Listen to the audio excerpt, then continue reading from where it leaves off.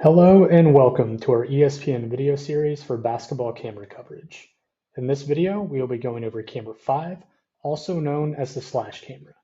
To begin, we'll take a brief look at a basketball court and how the cameras are laid out for a basketball broadcast. So your slash could generally be in any of 4 locations. You could be a low left slash, a high left slash, a low right slash, or a high right slash. Your low slash positions are generally on a platform that's on the floor level, and your higher slash positions are usually on a pre-existing platform that's about the same height as your game and tight cameras. Next, we'll take a look at some basic camera assignments for this position. Game framing while the ball is in play. Always good to be head to toe of whoever has the ball, including head to toe the nearest defender in your frame. And oftentimes you want to be wide enough to include the hoop in your frame as well. You want to be tighter than a game camera, but looser than a tight follow. And it's generally better to be a little bit looser on this camera because it's a great X's and O's look, and it's a great angle for your analyst to be able to break down what just happened. Ideally, you'll be keeping the ball in your frame at all times, so you should be prepared to zoom out and zoom back in on any cross-court passes or deep jump shots to ensure that you're keeping the ball in your frame.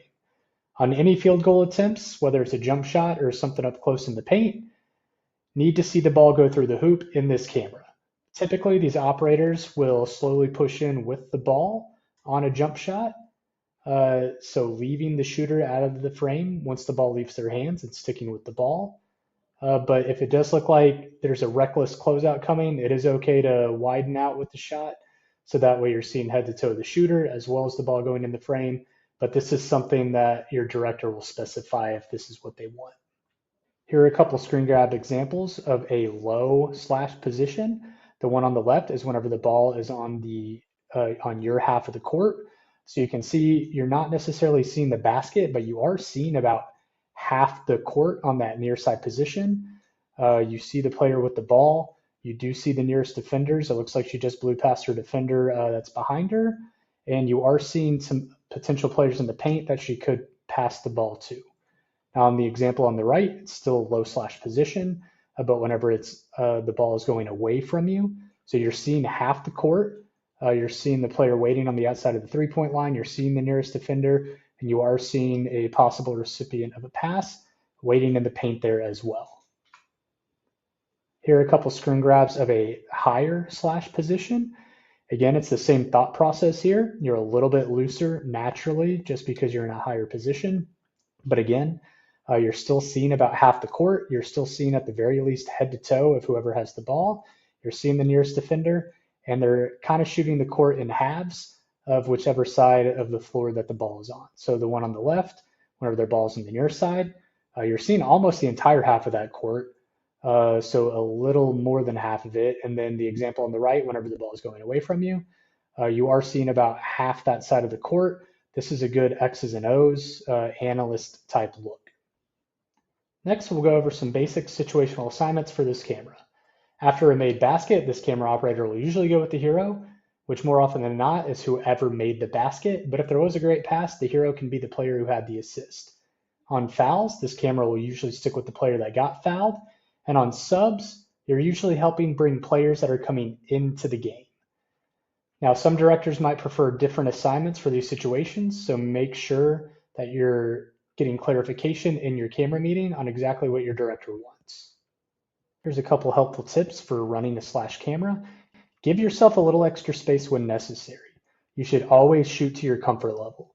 So you can see on the example on the left, this was a deep three-point attempt coming towards the camera operator. So they're pretty loose here. They're almost seeing that entire right half of the court.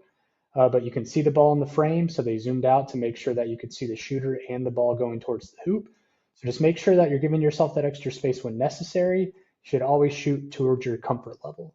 And then the example on the right is great hero framing after a made basket. Before you go back to your standard game coverage, it's a good waist up framing. You can see the face. So it's just good hero framing after a made basket. Here are a couple of video examples of a high slash camera position. You're always going to see that they're anticipating the next move while also remaining flexible. They're subtly zooming in and out whenever necessary. So that one, they're shooting about half of that far side of the court. You can see head to toe of whoever has the ball. They tilt up to keep the ball in frame. They zoom out a little bit. and then that controlled push in towards the shooter who just made the shot for the hero shot. So you're seeing about half the court. It's a good X's and O's look. You see that player in the paint getting positioning and call for the ball. And once they get the ball, they're zooming in a little bit on the shot attempt. Again, another great example, this time coming towards you. I've seen about half that court a little bit looser, so that way you can see how players are getting open and what is leading to these passes and what's leading to these open looks. Again, after a made deep jump shot there, subtle controlled push in towards the hero shot, really well done from a high slash position. Here are a couple of video examples from a low slash position. So this time they're a little bit tighter because they are in that low slash position. They're still doing the same stuff though. They're keeping the ball in their frame. They zoomed out a little bit when necessary to keep the ball in their frame on the jump shot. Whenever it's on the near side, a little bit looser than they were on the far side. They are thinking X's and O's here. You're seeing how that player in the paint got open. We'll watch these one more time. So you have head to toe of whoever has the ball. You have head to toe the nearest defender. They keep the ball in the frame on the jump shot, and then they're able to get a good crowd reaction there, as I'm sure the director asked for. And on the near side, you got a lot of quick passes. That would be a great X's and O's look, and then good hero framing after a made basket. That concludes this video. Thanks for watching.